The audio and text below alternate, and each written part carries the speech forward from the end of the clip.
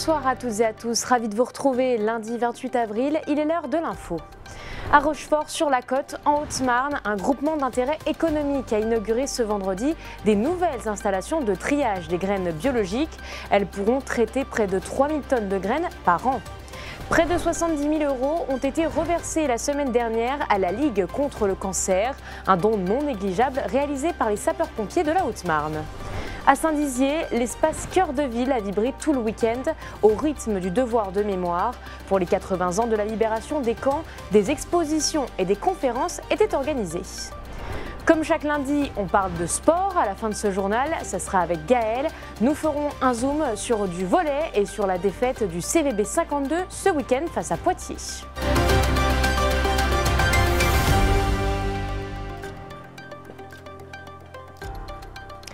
Ce vendredi, un groupement économique situé à Rochefort-sur-la-Côte, au nord de Chaumont, a inauguré ses toutes dernières installations de triage de graines biologiques. Pas moins de 25 espèces de graines sont recueillies et triées dans cet établissement. Un nouveau départ qui s'inscrit dans une démarche plus écologique et qui rentre aussi dans le projet Ambition 2030. Les détails avec Célia Richard.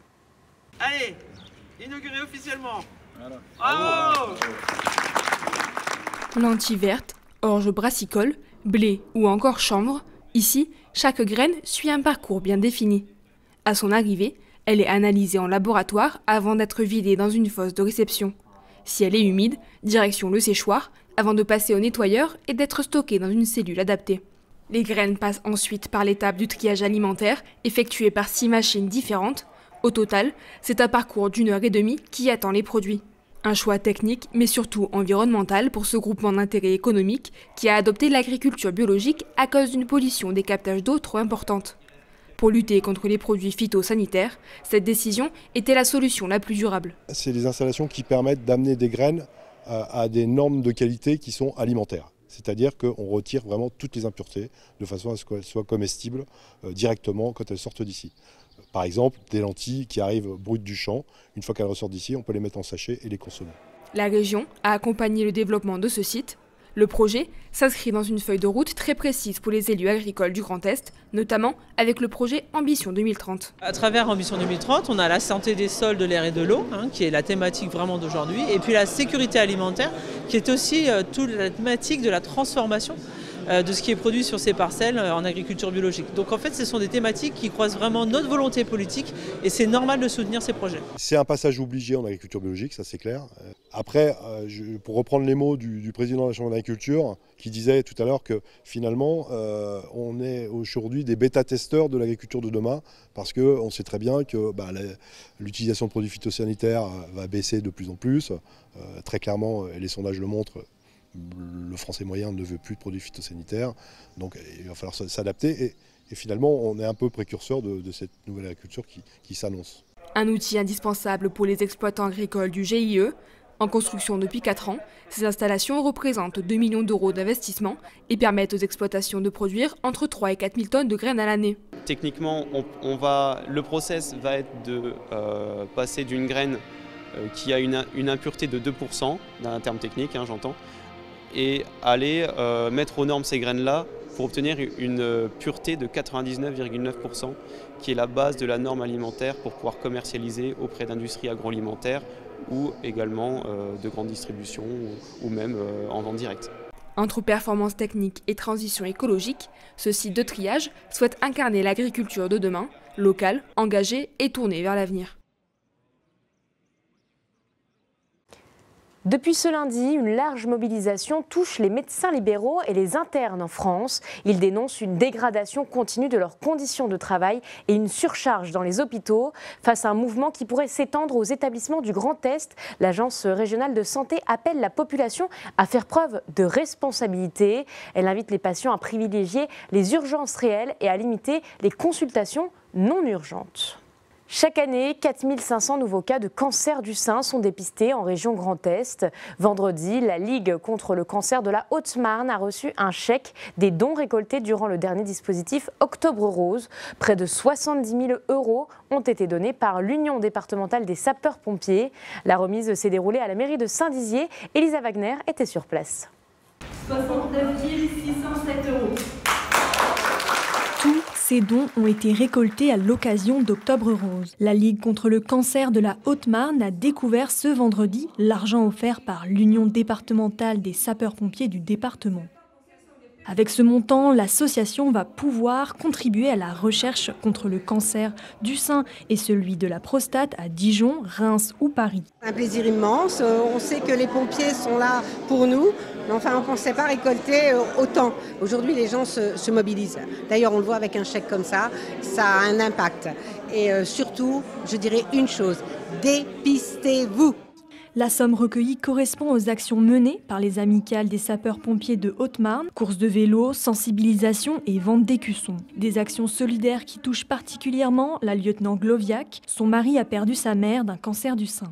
On s'était lancé un petit défi de faire une marche rose parce que on sortait du Covid et on disait qu'il fallait bouger pour prendre l'air. Et du coup, on s'est dit, tiens, si nous aussi on se mobilisait, puisque les sapeurs-pompiers prônent la bienveillance et que du coup, ça donnerait tout son sens. Et c'est comme ça que il a un peu sorti la tête du seau.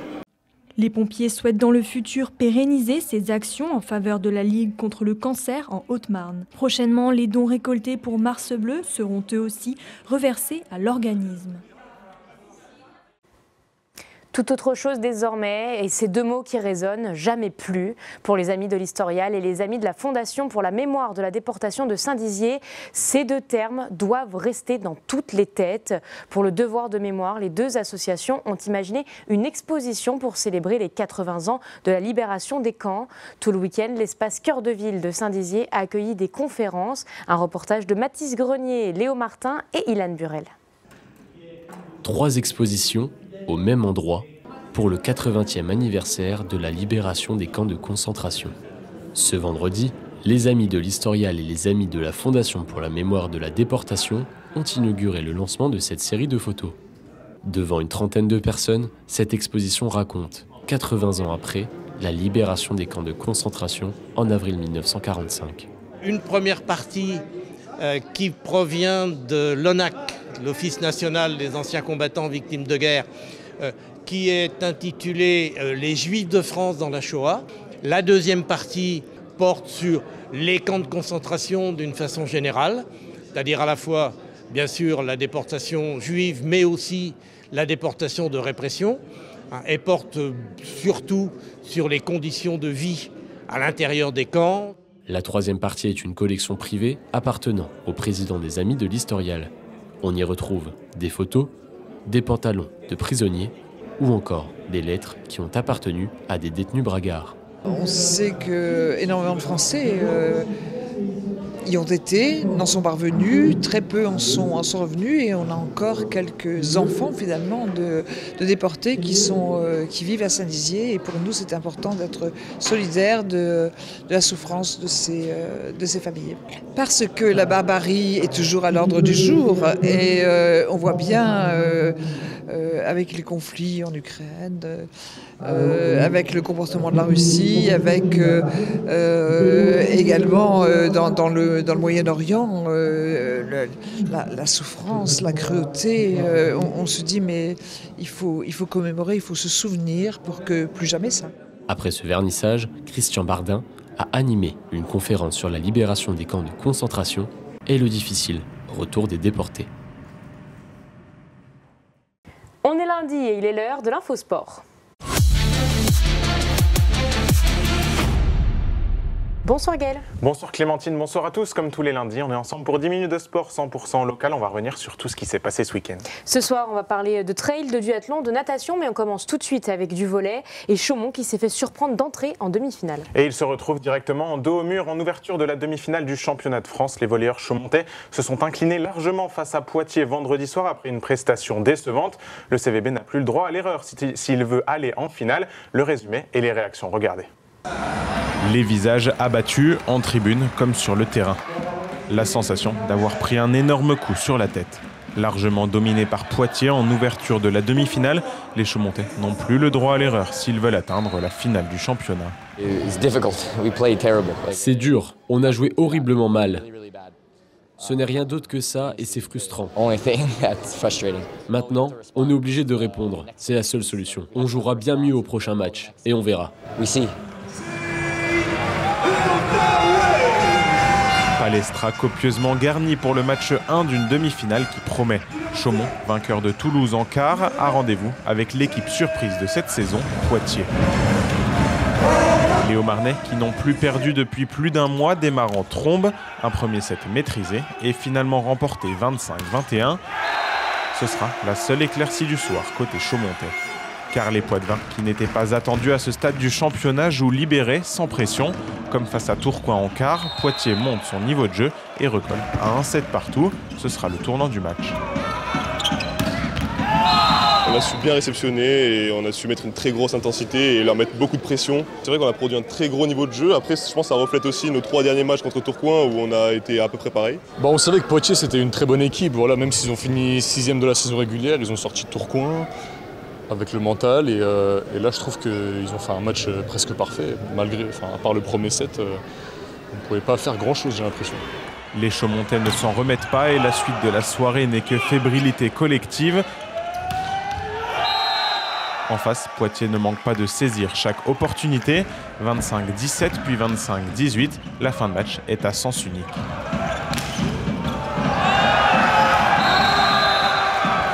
Ce n'était pas seulement le jeu qui a posé souci, mais aussi notre mentalité. Et c'est ça le plus décevant. On est une équipe jeune, donc c'est forcément dur les soirées comme ça. Mais globalement, c'est très décevant. Une défaite qui met Chaumont dans une position compliquée. Plus le droit à l'échec, les Haut-Marnais devront aller gagner à Poitiers dans une semaine pour continuer à espérer. Il nous reste encore peut-être 1 voire 2 matchs, mais dans tous les cas, là on est 2 au mur, il nous reste un match à l'extérieur. Donc il va falloir le gagner à tout prix, on sait que la salle va être bouillante. On va essayer de climatiser tout ça. Exactement, on aura le public avec nous, donc si on peut terminer ça en 2 matchs, ce serait parfait. Parce qu'après, revenir à Chaumont pour le 3e match, ça va être une toute autre histoire. Et si Chaumont parvient à égaliser à une victoire partout, un match 3 décisif se jouera ici à Palestra le lundi 5 mai. Sinon, le CVB s'arrêtera tristement au stade des demi-finales, comme la saison passée. Et dans l'autre demi-finale, Tours s'est imposé 3-7-0 face à Montpellier.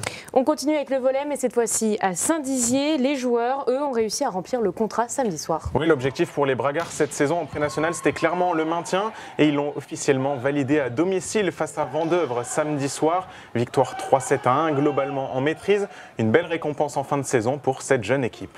On voulait vraiment gagner ce match-là. On avait pris un petit peu une rouste au match aller, on n'avait pas compris pourquoi. Là, le réveil, le sursaut, voilà, on a réussi. On a un petit set qu'on a perdu de pas beaucoup, il me semble 25-23. Mais bon, voilà, on a su rattraper le tir dans le dernier. Donc voilà, 3-1, victoire. Belle victoire, on fait de ça, on est content. Normalement, il me semble que c'est bon, on reste du coup en pré-nat. Donc maintenant, il ne reste plus qu'un match face à Jarny, un déplacement chez eux. Donc là, maintenant, il y aura une grosse épine enlevée du pied. Et il faut dire que les Bragards avaient reçu un soutien tout particulier avant le match, puisque regardez, c'est la toute nouvelle Miss Haute-Marne, Louison D'Acosta, elle-même vollieuse, qui est venue les encourager avant la partie. On passe sur les autres terrains et on jette un coup d'œil à ce qui s'est passé ce week-end. On commence par le foot. Oui, un nouveau derby au Marnais qui cette fois est tombé dans la poche d'Éclaron, vainqueur face à Chaumont dans les toutes dernières minutes. Marnaval de son côté s'est incliné chez les Marnais d'Épernay, ce qui fait que nos 3 équipes au Marnais sont 10e, 11e et 12e, ce qui promet encore quelques sueurs froides pour le maintien. Sur les parquets de handball maintenant, une seule victoire ce week-end, celle des Barisiennes en National 3. En pré-national, Chevillon et Chaumont se sont tous les deux inclinés. Chaumont toujours a accueilli ce week-end son traditionnel duathlon, mais cette année, la course était le support d'une compétition à enjeu. Oui, c'était la demi-finale de la 3e division de duathlon. En bref, étaient là des équipes de duathlètes de tout le nord-est qui visent la montée en 2e division nationale. Et dimanche, le duathlon de Chaumont était qualificatif pour la finale de cette 3e division. Alors forcément, c'est allé très vite, que ce soit à pied ou sur le vélo, vous le voyez sur les images. Parcours de 5 km à pied, puis 20 à vélo, et enfin 2,5 km à pied, bouclé en moins d'1 heure pour les plus rapides. Une performance individuelle qui a servi pour une prestation collective, comme nous l'explique le vainqueur Victor Henry du Tri Val-de-Grès. Clairement, l'objectif aujourd'hui, c'était l'équipe, c'était passer pour la finale. Moi, là-bas, je suis triathlète longue distance, donc j'étais vraiment venu là pour refaire une reprise et puis rendre service au club et puis aux jeunes qui courent sur le circuit. Je ne sais pas si on gagne, mais je pense que ça va passer pour la finale et c'est bien le seul motif de satisfaction qu'il faut qu'on retienne au niveau du collectif. C'est top. J'ai mon collègue collègue qui fait 4e, l'autre 12 ou 13e. Voilà, c'est un joli tir groupé, c'est prometteur pour la suite. A noter la belle deuxième place sur cette course du Haut-Marnais, Aurélien Philibert, sous les couleurs de son club nancéen. Au final, une belle journée pour les organisateurs de l'ECAC Triathlon qui ont reçu de nouveau une course à label national. C'est 8 mois d'efforts, à plus ou moins en fonction de la deadline. Là, ça fait 2 semaines qu'on est 25 sur le pont en permanence. C'est cool, c'est clairement de la fierté. Reprendre un label national, c'est chouette. Il fut une époque où on faisait les championnats de France au centre-ville. C'est plus la même équipe. Alors il y a quelques piliers qui sont encore là, mais c'est un nouveau site, c'est un nouveau parcours, c'est une nouvelle équipe. Donc ouais, c'est un défi. Ouais. Et il est en train d'être plutôt très bien réussi, donc c'est cool. Course à pied toujours dimanche matin du côté de Bar-le-Duc. C'était la 10e édition du Trail des Ducs. Une édition anniversaire et record puisqu'environ 500 coureurs étaient en lice sur les différentes distances. Des parcours semi-urbains entre la ville basse de Bar et la forêt. Sur le 10 km, c'est le Meusien Emmanuel Presson qui s'est imposé en solitaire. On l'écoute après la course. Je suis au club à Commercy et j'habite à Oé dans un comité d'agglo de Bar-le-Duc. Donc ouais, c'est sympa. Et puis on connaît bien les organisateurs. On est une paire d'organisateurs dans le sud meusien, donc voilà, c'est sympa de venir courir en Meuse. On est restés tous ensemble dans la partie ville, basse. Puis à la première montée, ça a un petit peu commencé à faire la différence. Puis après c'est là que ça s'est décroché. Ah, c'est ça qui est sympa, c'est qu'on mélange urbain et trail. On hésite un petit peu au niveau des chaussures, mais tout compte fait, mettre des trails, c'est bien parce que dans les descentes techniques, ça glisse un peu. Donc non, c'est bien, ça a sa spécificité. Et puis il garde toujours un peu la tradition, il change tous les ans. Non, c'est une belle petite course. C'était bien, sympa comme tout. Avec le lundi de Pâques, il n'y avait pas d'infosport la semaine dernière. Ce soir, on fait un petit bilan. Gaël, quelles sont un petit peu les infos que tu as pu récolter et qui pourraient intéresser nos téléspectateurs? On va commencer par la natation et la pépite du CO Saint-Dizier, Elaya Jacquier, qui a encore fait parler d'elle. Il y a quelques jours, du côté de Rennes, la Bragarde a décroché 5 médailles, dont un titre de championne de France. Alors jusque-là, c'est déjà beau, mais si on rajoute qu'elle ne nageait pas dans sa catégorie, mais avec des filles de 2 ans de plus, ça devient brillant. Et avec ces résultats, Elaya pourrait se qualifier pour les championnats d'Europe 14-15 ans, affaire à suivre. Toujours des podiums et une porteuse de flamme olympique qui est désormais vice-championne de France. Aurélie Landry, enseignante et entraîneur de gymnastique du côté de Saint-Dizier. Elle avait porté la flamme olympique en juin dernier pour la ville de Saint-Dizier. Il y a quelques jours, Aurélie a décroché la médaille d'argent en haltérophilie au championnat de France. C'était à Besançon. Des nouvelles maintenant d'une autre figure du sport bragard. Kader Rahim, ancien joueur international et professionnel du côté de Dunkerque notamment, a signé du côté, vous le voyez, de l'AS Monaco pour aller prêter main forte à leur équipe de National 2. Un beau challenge à 35 ans pour le joueur formé à Saint-Dizier. Il y a aussi du nouveau du côté des jeunes footballeurs de Bar-le-Duc qui ont participé à un tournoi international. C'était à Paris. Oui, une belle aventure collective aussi pour eux, pour les moins de 14 ans du Bar-le-Duc FC. L'équipe de Jolan Charuel participait à l'Yvelines Cup, un tournoi européen. Évidemment, la plupart des équipes étaient meilleures que nos Meusiens qui terminent quand même 13e sur 16. Mais le principal était ailleurs et les jeunes ont vécu un beau moment tous ensemble, avec notamment, vous l'avez vu sur les photos, la visite du Parc des Princes, le stade du Paris Saint-Germain. Et on termine avec les événements de la semaine. 2 événements de course à pied, soit dans la nature sur le renommé Trail du Mont-Chauve à Chaumont en ce jeudi férié, soit sur le bitume samedi soir dans les rues de Commercy pour la 3e édition des Foulées du Roi Stan. Merci Gaël pour toutes ces informations. Bonne semaine à tous et à lundi.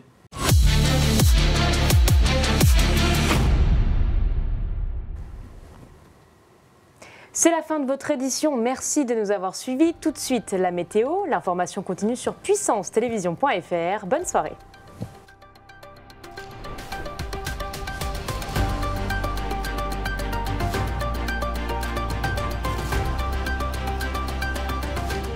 Toute l'actualité en continu à retrouver sur notre site internet et notre application mobile.